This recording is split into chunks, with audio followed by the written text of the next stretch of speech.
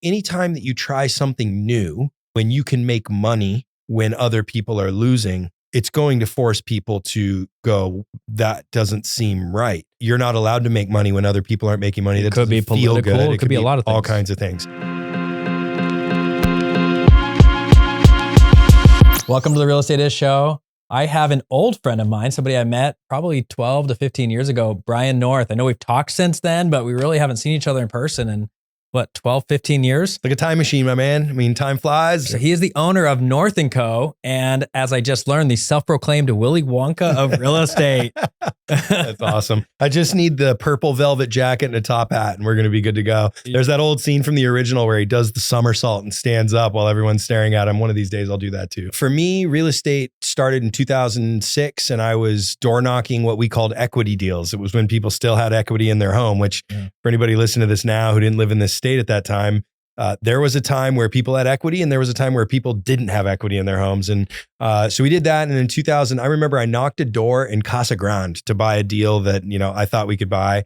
And the person gave me all the details, said, yeah, I want to sell my house. I just don't know if I have enough equity for you to buy it. Mm-hmm. And lo and behold, we found out pretty quickly through some basic comparables that the property was upside down, which we didn't even fathom that was a reality. Prices were going up so fast. What mistake could you make that this happened? So we called the bank and the bank walked us through what was the short sale process. And we thought, whoa, we think maybe we've stumbled upon something here. And that was at the end of 2006. Wow. And it was because it was an outlying property someone had overpaid for in the run up.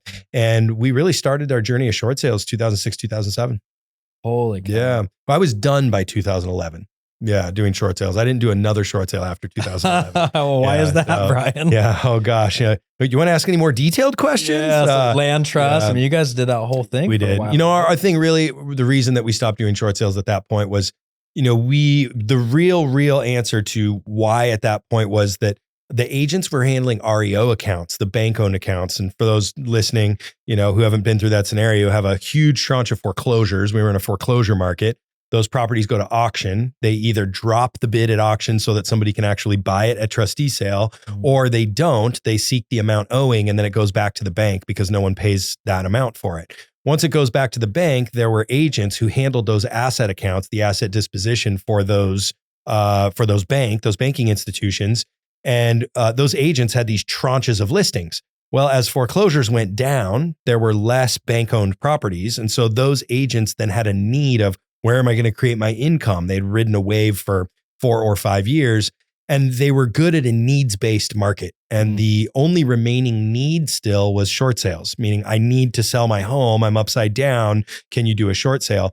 So also at the same time, short sale scenarios were going down. So the pool of opportunity for us who were well-averse in short sales was going down, but we had more agents entering into that fold. And I could see that happening where it was like, wait, who are all these guys and gals I've never competed against? And it was like, what were you doing? REOs? What were you doing? REOs? What were you doing? REOs? And it was like, wait, now we have more competition and less of an opportunity. What's the next best opportunity? And at that time, I looked into the marketplace, I did some data research, and there was 8 years supply of luxury. And I went, oh, I know how to work in a market where you need creativity and needs-based market. And it was luxury, not because I was excited about price points or bigger commissions, but because I knew that I had less competition and more opportunity. So that I went from doing short sales to doing luxury. You really just gave a masterclass in a very short period of time on the macroeconomic view and being able to pull yourself out at 30,000 feet and say, what is going on here? Where's the supply? Where's the demand? And where can I add value? Yeah. That's what we do. I mean, that really is, that should be the way that we perceive the business. Most real estate agents are just going, how can I lead generate? What's the number of follow-ups that's too much before I'm bothering someone? What's the best logo that I can come up with? I mean, really, it's like, we really are problem solvers at the end of the day. And if we're not thinking about the problem that we need to solve now, we're really missing the whole boat. I got my ass kicked in short sales, but ironically, it was 2020 before it caught up to me. So I started at the end of 2009 and I had lost my job because of the downturn. I was a hard money lender and he got shut down actually. So I didn't have a job because of that. And I had about $40,000 in the bank and I had a buddy that was doing loan modifications, which obviously ended up being a really bad business idea. Great idea on paper. Totally. But nobody could execute it. But we're solving a problem at the time. I mean, for those of you who are embarking and those of our colleagues that were embarking, like that was solving a need. Go start that business. It was. So I convinced him to start doing short sales in 2009, but we ran that business through 2016. I mean, to almost the very end. Yeah. I had an experience where I was starting to get calls from people saying, hey, there's this guy with a FHA business card knocking on my door asking me questions about you. And I'm like, dude, I haven't done a short sale in like 4 or 5 years. What the hell is he asking questions about? No, I got really, really lucky, Brian. FHA decided to turn the case over to the Attorney General. And it was probably that doesn't sound lucky, by the way. That sounds scary, right? I mean, at face value, like, I was looking up FHA lawsuits and people were going to jail for 30 years. Sure. And it was like minimum prison time on short sale fraud for 30 years. Totally. And in my opinion, I had attorney letters. I had multiple attorney letters saying what we were doing, our structure was totally safe. We didn't even have a license. That's right. And we were just buying them and flipping them. Nonetheless, we had signed a lot of those approval letters, and their interpretation of what those approval letters said was different than our attorney's interpretation. So, I mean, we got lucky and settled out with the Attorney General, but man, that was a scary time of life. Did you ever run into any legal issues in that? Not legal issues per se, meaning I never had a day. But did I have people come and snoop around? I absolutely got phone calls from people that were like, hey, I literally just got a knock at my house. And someone showed up and came in the house and presented themselves as someone that was of an investigative association that had a manila folder with a picture of you in it asking questions about you. It's scary as crap, dude. The scariest thing you can ever imagine, ever. I mean, we knew it was going to happen because anytime that you try something new and that when you can make money when other people are losing, it's going to force people to go, that doesn't seem right. Now that can be predicated on insecurity. We're insecure that we didn't come up with your idea, so now we want to attack or tackle you. You're not allowed to make money when other people aren't making money. That could be political. It could be a lot of things. All kinds of things. But it does force you to reconsider or reevaluate everything you're up to, which ultimately it did. I mean, for a short period of time, it made me went, you know what? Investor stuff for me is not where it's at. And I'm going to go get my license and go into the retail space, right? But the beautiful part, much like you, and for anybody listening in the real estate space, is disclose, disclose, disclose. Ultimately, what our clarity was in our transaction process that was in the purchase contract, we were buying short sales and reselling them for a profit. And in every single purchase contract we had, we wrote into the additional terms that the buyer is purchasing the property with the intent to resell it for a profit.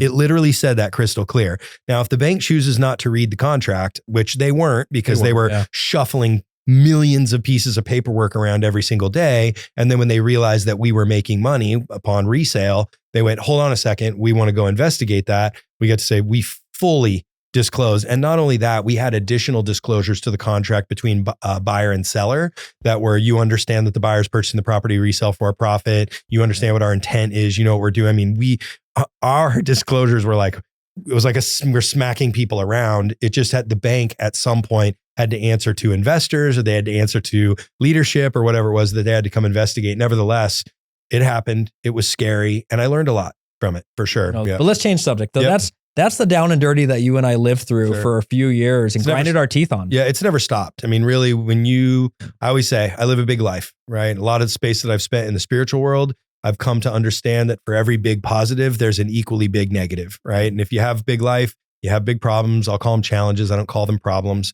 You have big learning opportunities, those kinds of things. And, I'm going through them in real time today. It's just a part of being an entrepreneur. And, I had a buddy I talked to yesterday about a few things that I'm working through. And he said, everybody says they want to be a gangster until you have to deal with gangster shit. You know what I mean? And it's real deal. And by the way, I'm not claiming that I am. There's people with way bigger successes and way bigger problems. Nevertheless, it never stops as part of an entrepreneur. Yeah, but when that client's deal is falling through in the last second, and it's your client and your reputation on the line, like, you get up in the middle of the night and go deal with it. You got it. I mean, it's just who we are. That's right. Now, I want to rewind just a little bit. So it's 2011. You're done with short sales. You got into the luxury space. Is this when North & Co. started, or what was the vision? How did the vision of North & Co. come about? Because in all honesty, Rocket Listers just opened up in Vegas and Denver, and we're looking to go to Dallas.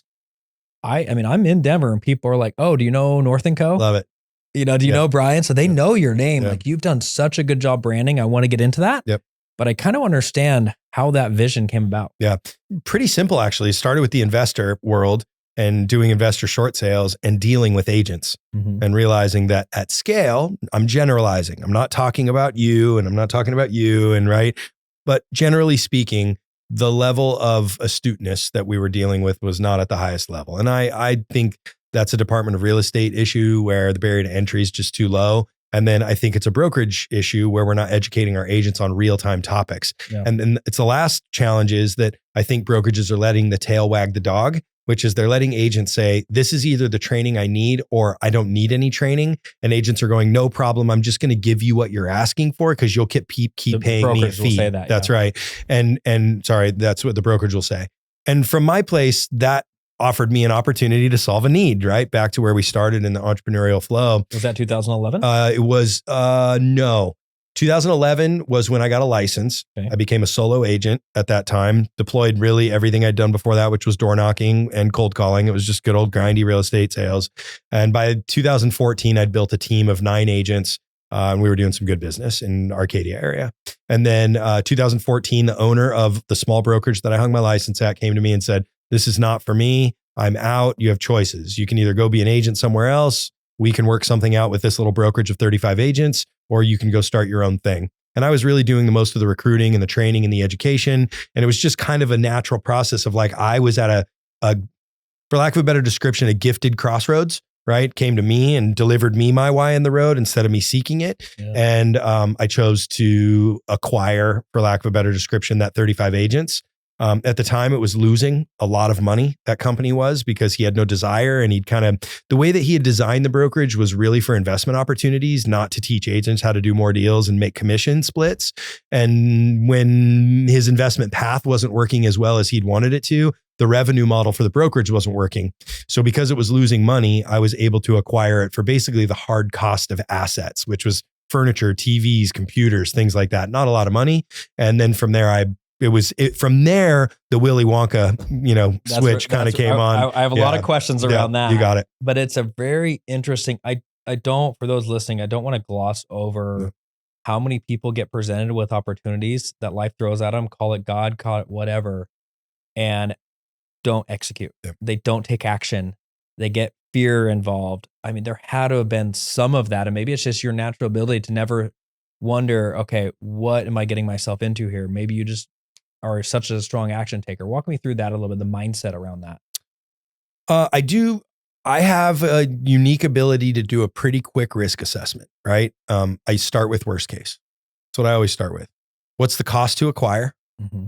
So what does it cost to capitalize the company? Time, capital, everything. Yeah. I mean, and time for me, I can get 5 times done more than most people can get done in a day. That's not an arrogant or cocky statement. It's just, I've spent a lot of time identifying what are the top 5 hardest, biggest money-making tasks I can do in a day, do those first, and everything else can most likely wait, to be honest. So, for me, it was the time component wasn't too big. I had capacity at the time. It was, what is it going to cost to capitalize the company? And if this goes as bad as possible, what's the worst case scenario? And I was going to be okay. That was pretty much it. And every risk analysis I made before I made a big jump in my life started with that simple analysis. Even back to when I would move jobs as a kid. I'm connecting dots here. Mm-hmm. I'm assuming you have a level of self-confidence that you believed in yourself also. Yeah. I think that's most people's struggles is the self-doubt. I agree. It's, can I really do this? Yeah. Yeah, you're right. I mean, my mentor used to say confidence is king, right? That was it. Confidence is king. Brian, I don't give a fuck if you have a hole in your jacket, hole in the bottom of your shoes. If you walk in there with your shoulders back and your chin high, you'll beat out most of your competition on confidence alone. And real confidence. Like, I don't care if I have a hole in my pocket. And I don't care if you think I have a hole in my pocket. I'm still going to do a better job than the next guy. Why? Preparation, been studying, education. That's what builds a willingness to fail. I mean, that's another thing. Like, I can't wait to fail. I actually had a conversation with one of my colleagues the other day of why don't we quit teaching goal classes and teach fail classes? Because if you just went and failed faster, you would actually grow faster. And a lot of times in goal planning, we are slow to fail because as soon as we don't meet or measure against that goal, we get depressed. We start to challenge ourselves. And it's like, if you would just go try something new for the first time and fail, I was joking with my kids the other day. We went mountain bike riding And my kid was struggling on his mountain bike, right? And I'm like, dude, it feels so good day one. Why? And I go, because you suck so bad. We're going to come tomorrow and you're going to be so much better in one day. You know, when you get good at something after 5 years, it's incremental growth after that. And it's much harder to get better. But same thing applies at startup. I love sucking at stuff because I can get better faster, but that applied. There's a line of, and there's some formula out there, and it's unique to each person, of being able to take massive action and prepping for education beforehand. Mm-hmm. And, you know, I think some people over prep for education. I agree. Most do. Right. And they won't go take action. They Right. won't actually get on the mountain bike and go down the hill because they're trying to get the perfect pedal. I actually think the fail forward mentality is where you educate yourself. You know, my mentor used to say to me, I'd go, hey, will you educate me on the different bankruptcies? Right. I'm out door knocking pre-foreclosures. And he's like, well, has anyone told you they're filing bankruptcy? No. He goes, well, then when you find someone who tells you about bankruptcy, then come back and we'll talk about that situation. So he would make me go knock doors and find the problem. And then he would go, I'd come back and go, met someone filing bankruptcy. And he's like, well, which chapter? And I'm like, I don't know. He's like, now we got to teach you how to ask better questions. Yeah. Right. And we worked on question asking. And then he would say, call them and find out what chapter. And then it'd be chapter 7 or chapter 11 or 13. And then we would go through chapter 7, 11, and 13. Yeah. But he wouldn't teach me until I found the problem. And that allowed me to grow so much faster. I want to talk about branding. Okay. And I'd like to get into kind of your goals and where you're going with all this. Yep. You know, you are known for your branding at North & Co. Yep. Thank you. I mean, I think that is one thing most people respect about you. You know, for those out there looking to build their own brand, what advice do you have for them? Yeah. Something that my ad agency Rethink imparted on me, which was they gave me they basically gave me a questionnaire that said, pick the top 3 brands that appeal to you visually. Pretty simple. The brands that appealed to me visually were Mont Blanc, Hugo Boss, and Audi. Okay. If you look at the North & Co. label, very clean. It was, and then they said, describe it. And they had me describe in a bunch of words what I was looking for in terms of a brand. It was clean, modern, sleek, would stand the test of time, you know, went through kind of those. I didn't want to have to rebrand in 2, 3, or 5 years. And then they said, what brands stand out to you that look like that? And it was Mont Blanc, Hugo Boss, and Audi, which are black and white block letters with the exception of Audi, but you get the point. Mm-hmm. And then the next question was, what 3 brands appeal to you emotionally? That's a harder task, right? But for me, the brands were Levi's, Vans, and then the women's clothing store Anthropologie.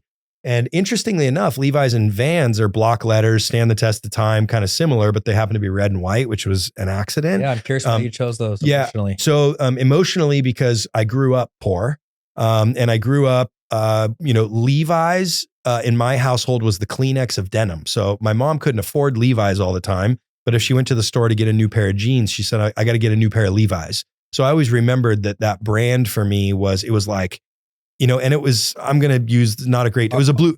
Go ahead. Our mother's voices tend to be the emotional connection that we make with things. There you go. It's interesting that you said that. That's all. That's what hit me. I think a lot of people, when I ask that question, go back to their mother's voice. Interesting. Very cool. I dig that, by the way. Vans for me, we're very similar.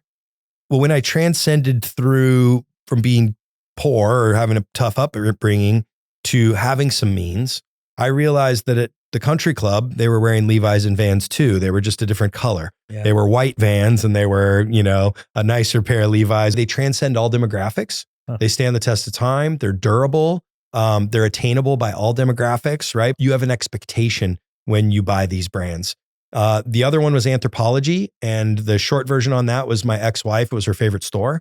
And when we were young, I met her when I was 21 and we didn't live near an Anthropologie, but if I ever traveled, I would go get her something because it was her favorite store.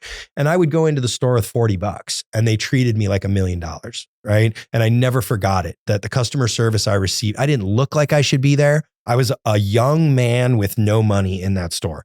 Nothing about that adds up at Anthropologie. Mm-hmm. And I always felt welcome and taken care of there. And so from that perspective, those 3 emotional brands persisted for me. Take those and you overlay them with each other. It gives you a brand look and it gives you a brand philosophy kind of all in one. And we get to take that as a foundation and build it into our people. God, that is so huge, Brian, because I think so many people that have been on the show, people that I talk to, there are, call it trauma, call it emotional experiences that we have, call it spiritual experiences, whatever you have.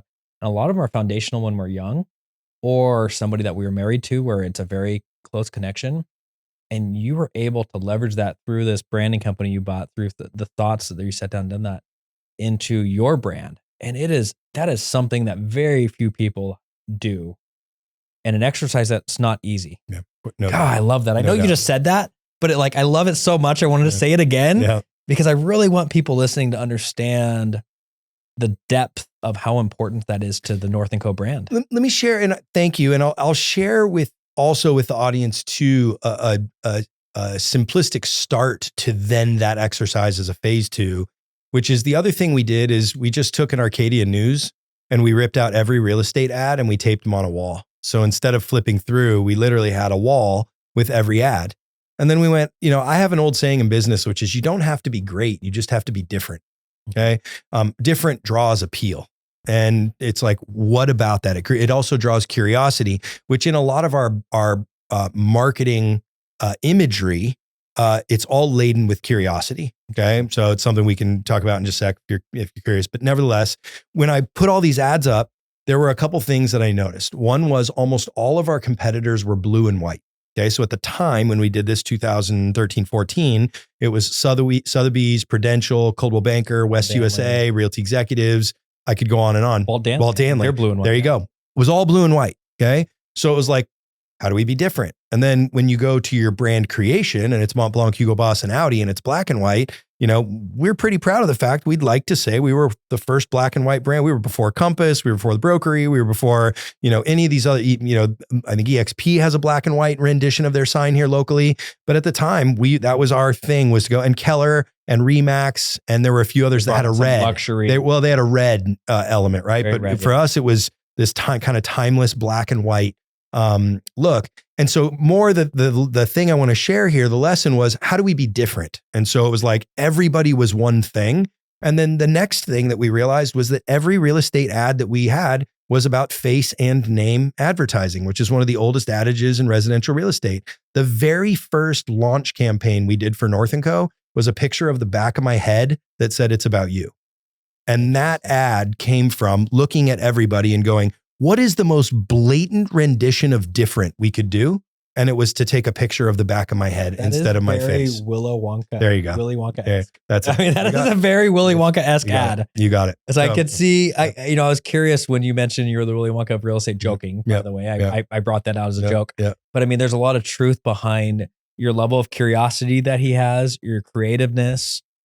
So even my office, I think about when I walk into my office building, it's that first image of the chocolate factory where he's walking around kicking the balloons and swiping cream out of the flour and the music's playing. And like, I want the office to live that way. I mean, I don't claim to be the Willy Wonka of real estate in my mind. I know you're joking about that, but the imagery in my mind's eye about the way that I live and what I want to bring to this industry is that, right? An element of fun, but the guy was the best chocolatier that ever existed. So it was like this combination of like, let's live in wonder. Let's get out of the spreadsheet and let's get out of CE classes, although we need them. And let's get out of blocking and tackling. And let's get out of talking about volume. You notice when I said 2014, I built a team and we did some business. Yeah. How many agents would have sat here and said, $1 billion of sales? GCI, you got it. It's like, let's stop that. Let's start. And until we're willing to stop that, we can't get into a creative space, which now more than ever, our industry needs creativity. What is your vision and where do you see that going? And what type of agent do you look, I'm going to be honest with you. Yep. I see that you have a lot of influence in the industry. Yep. Thank you. How do you plan on helping get your influence to influence other people? Now you're already doing it with the 200, 300-ish people you have, but where do you see that going? Like, how do you feel like you can spread your wings further and influence more people? The direct answer to your question is teaching more of what I have done and what I'm doing. That is how I can influence people. I've been fortunate to be able to be asked to speak in public settings, and I've continued to advance my content on social media. And one thing that I'm deeply committed to is raw and real. I'm not afraid to cry. I'm not afraid to laugh. I'm not afraid to cuss. I'm not afraid to. And what I'm sharing is what I'm doing literally every day. If anybody wants to say that guy's a fucking fake, come sit next to me. It's not true. I'm literally sharing what's happening every day. And one thing that I do to further that is I send an email to the brokerage almost every day. Sometimes I go on longer stints than others because it's time consuming, but almost every day, that is my life lesson, my own personal life lesson, what I taught myself from my experiences yesterday. That's how real time I can share. If I'm walking into a room and teaching my open house strategy from 9 years ago, I'm not helping anybody. If I'm teaching my agents to tell them that we're the best because we're a local artisan brand, I'm not doing anyone any good. I have to be bringing real-time tactical human growth strategies so that we're prepared for how to transact better. So we're prepared of why to use a CRM for the first time, why we're prepared to hire and manage an agent for the first time. We've got to be better at ourselves every day before we're able to advance into those spaces. And that's really my vision as the owner of the company is no brand new agents, only full-time practitioners, which certainly anybody wants to challenge me there. Yes, we have some people who are not full-time practitioners. Yeah. Ebbs and flows of people's lives change that. Sure. And it's really imparting on people personal growth and business development growth. I have a saying at North & Co with my partners. I want to be the first brokerage known for getting agents out of real estate. And what I mean by that is brokerage is fucking brutal. It's so hard. There's 50,000 people we have to compete with every day before we get to the consumer, right? We're all going to wake up one day and go, that was the hardest endeavor of my life and I don't want to do it anymore. But what I learned at North & Co will make it so that I can start Lister Assister. It'll make it so that I could start, what is it that I can take with my entrepreneurial spirit and go do the thing that I always dreamt that I wanted to do, purpose-filled or not. And that's really that'll be my legacy, is that you came underneath North & Co and you left going, I learned how to love better. I learned how to communicate better. I learned how to be a better listener. I'm healthier than I was the day I started there, physically, emotionally. My relationship at home is better. My relationship with my kids is better. I made more money than I ever wanted to. I've been a better steward of my money. I learned how to spend, that is what my legacy will be. And if people want to come to North & Co to learn how to transact or get leads, stay home. I think there's a lot of people in this world, both real estate agents and non-real estate agents, that leave the house at 10 and they come home or 2 or 4. Yeah. And they come home unhappy and stressed. And in that time with your children, when you're a 2 or a 4, is not quality time. Oh, this morning I had a unique scenario happen yesterday where I realized that I've got a big business challenge on my hands, more unique than I probably ever wanted to deal with. I knew today that I was going to have to announce at the brokerage that one of our agents lost their life at the hands of another human on Christmas Eve. Wow. And I was short with my son this morning. I was frustrated with him and I got short with him. And in that moment, I went, this is the first time in a while, like in memory, a year or two, where I let work affect my relationship with my son and he didn't know why, right? And he didn't question me. Even knowing why, he still feels the emotion. That's it. It almost doesn't matter. He didn't question me. He didn't say, Dad, where'd that come from? I caught it before he had to say anything. And then on the way to work, I asked him a question of, son, he's 16, son, if I was dealing with something big enough in my business life that it might affect your life, either by way of my emotional action or in the way that we live our daily life, like we can't go to dinner whenever we want at the places we want to go to, would you want to know? He thought about it for a second. He goes, I wouldn't necessarily not want to know, but if you need to share it with me, I'll listen. Wow. Very mature. Very mature. Say it that way. Right? Yeah. And Did you then, share it with him? No. And then I thought about it and I said to him, then I'm not going to share. And he said, why? And I said, because I would be sharing with you to prepare you for things that haven't happened yet. And they haven't happened and they might not happen. And you potentially put fear. So why do I burden you with information of things that might not happen? That's the type of exchange that I want my agents to have with their kids, with their significant other. And if anyone listening thinks that happened, that conversation happened because I was born with it, you're crazy. In the midst of growing a business, in the midst of risk analysis, in the midst of having a better listing presentation or acquiring a new client at an open house or dealing with an agent who's passed away suddenly, I'm in the lab in the dark by myself trying to figure out how I can have the self-awareness to realize when I'm short with my son because of a hard, challenging day, and then have a deep conversation with him to bring connection, trust, and safety so that we can continue to further our relationship. I know what I think they need, but they don't want it. So I'm going to go over here and I'm going to deploy that to the world because that's what I'm built for. So, you know, Have you thought about doing a coaching program For or sure. anything like that? Absolutely. What would that look like? Do you have a niche market that you would focus on? yes, 15 to 30, which is a wide range of age, It is. but I'll share with you why. Okay. In a how to get started mentality. Okay. How to get started is what next? Like, I'm scared. No shit. Me too. Every day I wake up a little bit scared. Right. And I might want to try something new. I'm letting my parents down. I'm letting my girlfriend down. I'm letting my fiance down. I'm letting myself down. What do I do next? I think I know what I want to do, but I don't know where to start. I remember those days vividly. Then, as a 20-something, and I think my biggest value in those conversations is I feel the same way right now. It's no different, right? And the reason that came about is about 4 weeks ago, I was in Old Town having a slice of pizza at Crust.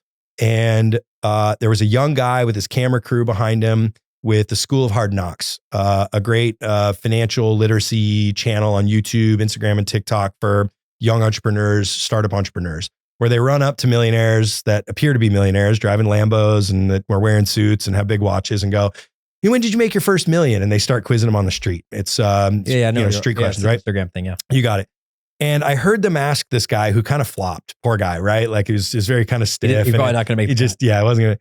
And I put my pizza down and it was one of those moments where I do a lot of seeking.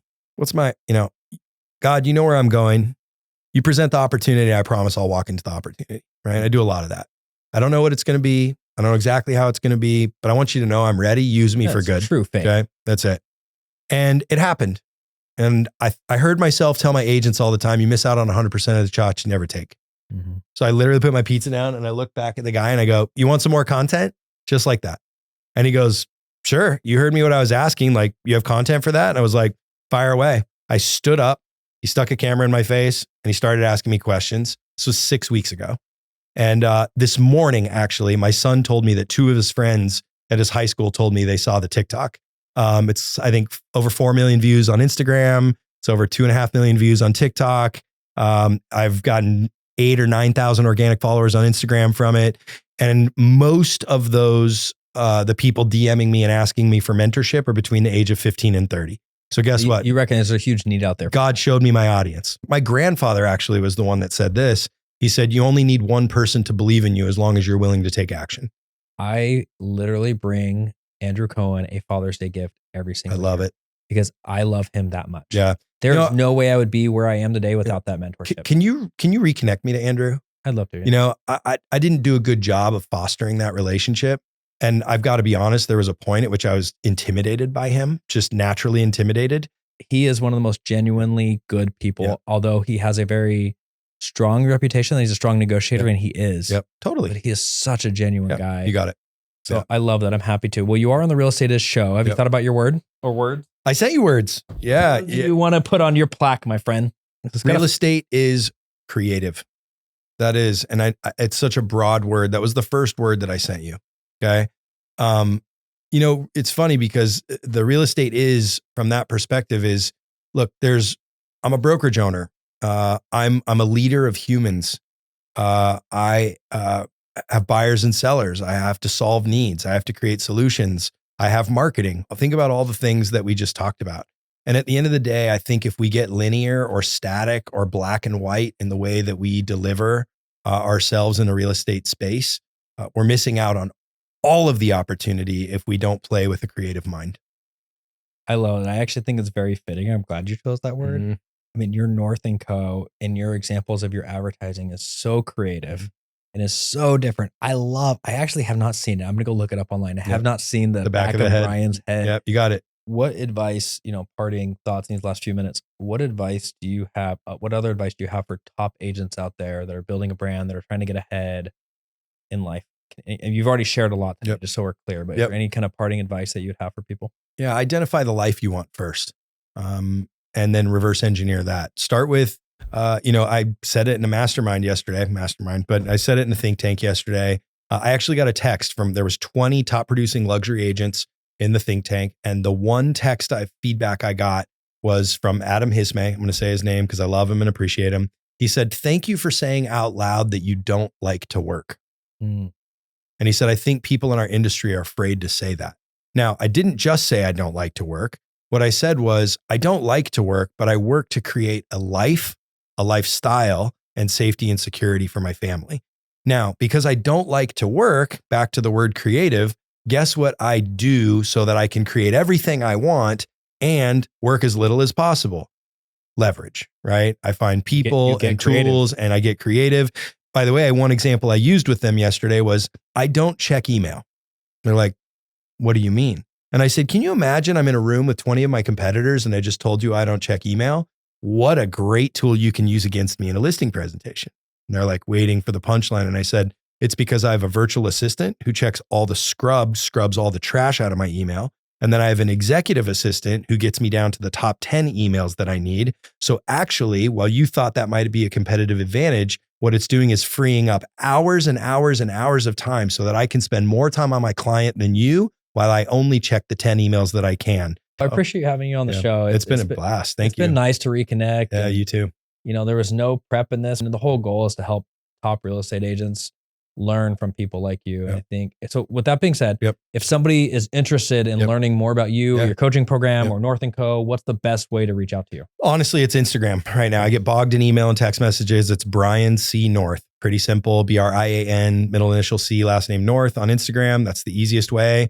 After that, I'm in it. I mean, I'm in Instagram every day. If you hear back from me or hearing back from me, I'm an ambassador to this industry. And you heard all the ways I want to help people be better. Don't be surprised when I reach back out to you and challenge you with a few questions and offer you a little bit of nugget here or there. But that's the fastest way to people reach out. By the way, North & Co. as a company is open source. So anything that's on our event calendar that's Zoom related, if you don't want to come into the brokerage, you can jump on a Zoom. Anybody can come to anything. We had our once a month brokerage meeting today. I bet we had 150 people in that room, which is standard for the last 7 years. Come sit in that room and just see an environment to people who are playing a bigger game. That's awesome. Yep. Thanks for coming on. You got it. Thank you. Appreciate it.